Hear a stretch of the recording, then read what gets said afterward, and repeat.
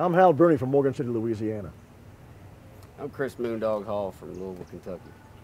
Chris, I know you've been doing a lot of work with the last Honky Tonk music series. Tell me about your involvement with that. Well, originally it started out as, we know it's in honor of our friend Wayne Mills. Yep, And, of course, yeah.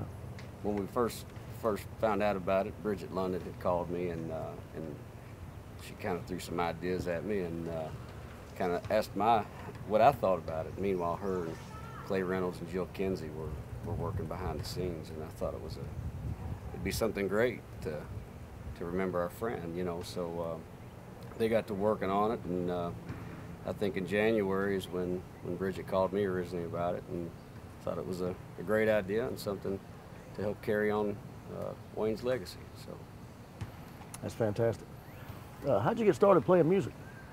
I got started, I used to always sing around the house, you know, when I was a kid, and my mother used to get mad at me, but I didn't, I sang and fronted bands for a long time, and mostly in Wisconsin, in that area. I started out singing just small stuff in Louisville, but nothing that ever left the garage. So, and hooked up with a guy, Mike Weatherford, and up there, and he's the one who gave me the guitar I got, and moved back to Kentucky not long after that. Started writing and playing, and about 4 years after moving to Louisville, I moved to Nashville and been there for a couple of years. So, yeah, that's great. So you told me a story the other night that was really kind of something that I thought was cool. You know, you were talking about how you met Wayne. Oh yeah. Yeah. Yeah. I thought that was kind of a cool story to share. Yeah, I was in Tuscaloosa, and I'd been there a couple of years playing, and it was about 4 in the morning, and I was at the corner store. A guy named Emmett behind the counter I was talking to, and he was saying, "Hal, what'd you play tonight?" And I said, "I played the Varsity, you know, we were just kind of shooting the breeze." And this voice from behind me said, "Hey man, you play music?" And I turned around, and it was Wayne. Yeah. And this was 1991, I think. So he was still playing ball for Alabama. Yeah, that's cool. Playing tight end for Alabama, you know. And I lived right there, right around the corner from the corner store. So I said, "Yeah, man, I play." And this is like 4 in the morning. I said, I'm about to go back to the house and pick some right now. I'm working on some stuff." He said, "Oh yeah." I said, "Come on, jam if you want." So he said, "Yeah, I'll do that." So he came over to the house, and yeah, we were fast friends ever since. Yeah. So did you like show him how to play songs? I know you said he couldn't get all the way through a song. Well, yeah. When we went back to my apartment, I had binders. This was before the internet, and you could just print songs out, you know. So you sat there with a cassette player and went a cassette player, and you know, wrote every lyric down and figured the chords out. So I had, at this time, I've been doing it for a while, so I had like 3 big binders full of tunes. Yeah. I was playing, and there was a lot of good old country stuff too, along with some of the stuff that was coming out in the 90s. That was real popular. But Wayne came over and he was like, "Man, you know all these songs?" Yeah. I said, "Yeah, that's what I'm doing, you know, that's what I do. I figure these songs out and I play them and I write stuff too." And he's like, "Oh man, that's great." And he had been playing when he was growing up, but he didn't really play a whole lot, you know. Right. He just knew a few chords, and he'd been singing his whole life with his mom, you know. Right. And that's how he got that wonderful harmony voice of his. There you go. Yeah. But so yeah, so if I did anything for Wayne, it was just say, "Look, man, yeah, if you're gonna play for somebody, you got to know a whole song." There you go. You know? Yeah. So I encouraged him to learn whole songs, and then I actually didn't see him for a while. After that, I moved to Nashville for the first time, and when I came back to Tuscaloosa, Wayne was in a act with Jason Herndon, our good friend, and they were Wayne and Jason. That's cool. That's cool. And he was playing a bunch of those songs. I let him go run off those books I had, you know. Yeah, playing a bunch of songs man. So you're the start of it. See, that's kind of what I was talking with Bridget the other day. You know, in a roundabout way, you're the godfather of the last Honky Tonk music series. Oh, wow. You know. Wow. You know, because think about it. The truth of it is you got him started, and then we all kind of met him through roundabout ways. And you even said the other day, it's kind of amazing the circle of people that have come from knowing him. And I met him. I met Bridget. Now we're down here in Louisiana. Yeah. The other night we was up in Oxford, Mississippi, and there's a whole group of people up there that knew him, and it's just this trip, I just started on this leg with Bridget London, and it's amazing the effect that he had on people. You know, Yeah. Oh, everybody loved him. He was so cool. He was always smiling, and he'd walk into a room and he's just like bigger than life. Oh, he's yeah. a bigger than life person as is. Yeah. And then he walks in But with he that had such smile that and big that personality. personality, yeah. Oh, yeah. You couldn't help from Yeah. laugh or smile or That's right. whatever. He always had something goofy to say when he'd walk up to you. You know, it was always it's cool. So Yeah. it's really, to me, it's the thing I get overwhelmed. You know, meeting you. You know, we just Wow, knew thanks. each other from Facebook and Yeah. the guys that I've met because of him, and the opportunities have kind of come along because of, you know, he thought that I was worth something. Like he thinks Kyle Wilson, and he thought highly of you as well, and Bridget London. That you know, it's just really amazing that we're all here because of Wayne. Yeah. So, and you're Yeah. the reason he started doing it. So Well, we just, you know. part of the reason anyway. Yeah. You know. Yeah. Yeah. I guess that's right. And honored to be thought of that way, of course. We had a lot of good years together. He was my brother. Yeah. You know, we lived together. I told you that story about Yeah. how he lived with my wife and I lived with his. You know, at one time. That's great. So yeah. So in a way, It's like a wife swap without even actually going on the television. yeah. So Carol and I are very close, and Wayne and Robin were very close. We'll have to talk about that off the camera. Yeah. That's right. No, it wasn't like that for sure. That's cool. But brother and sister thing, you That's know. funny. That's Yeah. good. Oh yeah. Well, how long you been writing? And how'd you get into writing music? Is it something you always done or what? I always wrote poetry and stuff like that, but I never really shared it with anybody. And then, you know, I always, before I could even play a guitar, I would sit down and just try to write stuff, and it was all. I found a notebook of it about a month ago, and I was like, "This is horrible." I should have never picked up a pen. But I guess there was a series of events. You know, I played in cover bands forever, and even then, I tried to write, and then you take it to the band, and you're like, "This is horrible. Nobody's going to listen to this." And so, and I'm sure they all were horrible, but.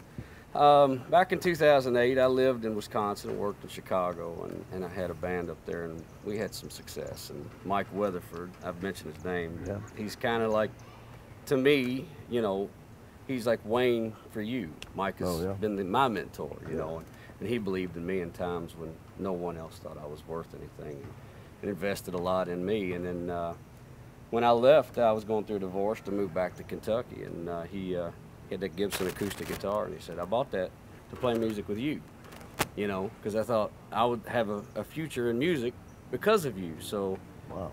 if anything, I want you to have this guitar, and if you have any success in Nashville or whatever you end up doing, I want you to, you know, I want my music and us to be connected that way." So, Wow. so Mike is, you know, he's been a great. I haven't seen him in 6 years, and that's kind of a hard thing, but he's somebody who, you know, I thought highly of and still do. And so when I moved back to Louisville, I was out of work for about a year and a half, and I just sat down and really couldn't play guitar. And I taught myself in about a year and a half, and I had been writing songs, and then went to some open mics around Louisville, and before I knew it, you know, I guess everybody thought I was halfway decent, so that was getting bands to call me and open up their shows for me. Yeah. I'm not really good enough to do that, so, and before I knew it, I was playing some of the bigger shows in town acoustically, and bands were just kind of like, "How are you getting these gigs?" They're calling me, you know. So, good friend of mine, Blake Stamper, he told me he thought that I'd have a shot at doing something in Nashville, so I moved to Nashville. He said, "You may not end up where you want, but you'll have a career in music if you put your heart into it." And so I've been there for almost 2 years, and so I guess to answer your question, how long I've been writing, I guess I started around, seriously, about 2008 is when I started writing. Yeah. Writing the way I am now. Yeah, you know? sure. And you know, you run into better writers and you get around better artists.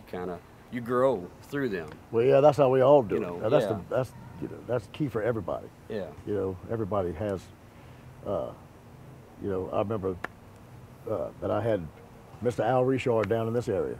Was one that I looked up to. Everybody has that. I think it's kind of our duty to pass that along. You know, when somebody takes an interest. Yeah. You know, Yeah. somebody has a a genuine interest in saying, "Oh man, I would love to do that one day." Well, you can. You're absolutely right. Well, if I'm doing it, anybody can do it. So, That's what I feel you too. know, Yeah. yeah, That's what I feel too. I didn't start playing until I was 16, yeah, and I've been writing songs as long as I can remember. I don't even know why. You know, right. I mean, from the time I was a little bitty kid, just trying to write songs. But I thought, oh, we have to be born with that talent to be able to play. Yeah, And it wasn't until I got exposed to country music when I was a teenager yeah, that I really was like, oh, it was like a lightning bolt hit me, and I thought, now this is the kind of stories I've been trying to tell my whole life. absolutely. You know, this is what I Yeah, was it is meant to life. do. Yeah. It is life. Yeah, It's that's everyday right. life, and you can Yeah. relate to it. And Yeah. I think that's what, I grew up around men, real men that, my Yeah. dad was a diesel mechanic, my grandfather was a truck driver. They were men, Yeah, of course. And today's standards of men have kind of Yeah. gone a wayside. So, the music that was playing was Charlie Daniels and Waylon Jennings and Johnny Cash. These bigger than life men, Yeah. You walked in somewhere and run into one of these guys, you might be afraid of him, So the Yeah. songs he's singing, they could be a true story. So Yeah. I think that's kind of what I was drawn to, was that because we were raised to be tough, that's kind of, some people don't agree with that upbringing, and I think you and I might have that a little bit in common. Oh, there. yeah. I think Wayne did too. Yeah. Oh, of course. Yeah. That's That's another thing about why Wayne and I were so close, because our upbringings were so similar. Yeah, He had 3 sisters. So did I. I had a brother as well. He didn't have a brother, but his dad was a blue collar guy. Yeah. Was a plumber around town, and well, that's what I'm a master plumber in the state of Kentucky. is that right? Absolutely. Yeah. That's what Jack did. Wayne's dad. Yeah. And we were shrimpers. Growing up, we had a shrimp boats and a shrimp company. And my dad was a welder Yeah. around the shop and stuff like that. So yeah, it was the same kind of thing. And Arab is pretty similar to Morgan City as well. Right. It's a redneck town in North Alabama, but it's about the same size and Sure. the same kind of good people Sure. and things like that. Yeah. So just about from the time we met, the second time when he was playing with Jason, we were just inseparable. And so he would come down here every year and come hunting with us in Louisiana. And I spent a lot of time in Arab. Yeah. And we played a lot around Garnersville together and stuff, Wayne and I had an acoustic act together for a while. Yeah. How was that? And, How'd those shows go? It was a trip, but we sucked. Well, it was, he sang that great harmony. I can't sing harmony worth a shit. Right, right. And neither one of us could play guitar worth a shit. Right. Neither one of us could play lead guitar at all back then, so it was terrible because of me, because I couldn't back him up singing harmony. Right. And yeah, we were 2 front men trying to be a duo. That's cool. But we had some great times together. Yeah. We had a great time. It was right before he started the Wayne Mills band. Oh yeah. Yeah. That's cool. Yep. Well, Chris, I know you got a new CD out. Tell me a Yeah. little bit about that. It's a different kind of project. Yeah. I part of also a duo out of Nashville called MoonDawg, and we had done a lot of things, and we had kind of more. I hate to say the Nashville sound, but we used Nashville studios to do the work we did, and the music is good. I enjoy what we're doing, but I went back to Kentucky for a little while and recorded 18 songs, and it started out just to be something I wanted to do as a demo, and so I ended up recording 18 songs. It drove my producer crazy. He's like, let's do 9 or 10 songs. I said no. I said, and actually Wayne was in mind, because you just never know what tomorrow brings, and I really didn't have anything with all of the songs that actually mean anything to me. And it's not an upbeat album. It's not something that you're going to throw in and you're going to drive down the car and like jam to. Yeah. It's more of, inside of me. The songs, they're songs that everything on there, I've lived it. Yeah. It's everything about me. And the title track is called "What Happened to the Songs." And I was in a club in Nashville, and I heard a Keith Whitley tune come on, and I said, "Man, what happened to songs like that?" And I jotted down this chorus, and I was supposed to go to the studio a couple days later, and had 2 hours to kill, and I didn't want to drive. I was 45 minutes away from where I live, and I was in the area where the studio was, so I sat down and wrote just wrote these lines out. I was like, I never know how I'm going to get a melody to match the way I wrote that, and we were in the studio, and I was just toying around with the melody, and come up with it. So it's called "What Happened to the Songs," and it's kind of a reflection me as a songwriter, and it's not more about the musicianship, although I had great musicians that added. Yeah.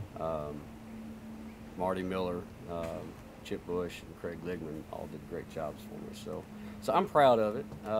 It's a mellow kind of thing. It kind of, I hope that it kind of makes you think. You know, I know when I was a kid growing up, I enjoyed songs that had my imagination work. And Sure. Yeah. it's something that is lost in songwriting today, and I like to think that I can capture some of those things that make you think a little bit. Not too much, but enough to where you can try to think about what it is I'm saying in the song. So. Well, I heard some last night, and I just thought it was great. I appreciate that. I really did. Appreciate that. And you got a new project coming out too, right? Yeah, I sure do. Actually, it was released in November. Blue Collar Town. Yeah. It's 15 years in the making.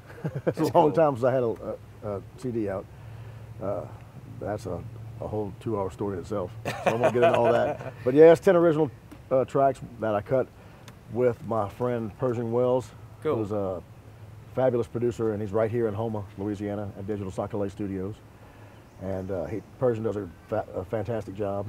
Plays guitar in my band as well. Cool. And so yeah, it felt good to finally have something out, and it's just it's mostly songs about just real regular life. Right. You know, Blue Collar Town is about my hometown. You know, I was running through town one day, literally running down down Railroad Avenue in my hometown, and it just struck me that this is where I'm from. You know, I'd been on the road for 13 years, and I wound up back home. Yeah. And I was like, wow, this is who I am. This is right. You know, and it was just great to just walk around town and see people you played ball with when you were a kid and that kind of thing. Absolutely. You know, Absolutely. And it was just a real grounding experience for me, and I had the idea for the song, so I ran home and wrote it down. And it was one of those that just came out in probably a half an hour. It was one of those kind of. Well, I know you're soulful, man. I can thanks, man. I agree. Yeah. It was kind of really cool to kind of sit back and take you in for a minute. You know, you got kind of that Bob Seger, but it's not really Bob Seger. And I love Bob Seger. I thought he was a great songwriter. And you got a lot of soul, and you got a lot of feel in what you do. Thank you. So I can dig it, man. Appreciate that. It's an honor to meet you. And thanks, you too, Chris. Louisiana. You too, I'm telling you. Thanks for having us down, and you know. Well, hopefully we'll have some of them stories that you and Wayne shared. Well, I'll tell you this, when I saw you online, and I said, there's a guy named MoonDawg, and he says he is Kentucky. So I got to meet this cat. That's great. That's great. And I'll tell you what, it was just a fabulous experience to be able to meet Bridget London as well and play with her last night. And she has the voice of a country angel, let me tell you. I'm telling you, I don't think there's... And fabulous songs, too. I've heard a lot of women out there, but I don't think I've heard anyone who has as much soul as she has. And she's got power in it. Yeah. The minute she sings, it's like, who's that? That's right. You know? She'll make heads turn with that voice of hers. Yeah. Yeah. That's for sure. Well, I'm glad we get to do this, and we're gonna be doing a lot of great stuff, and we're gonna be doing some writing soon, too. So. You're right about that, man. I'm so glad you made it down to Louisiana. All right. Great, Thank you for having me. All right, Chris. Thank y'all.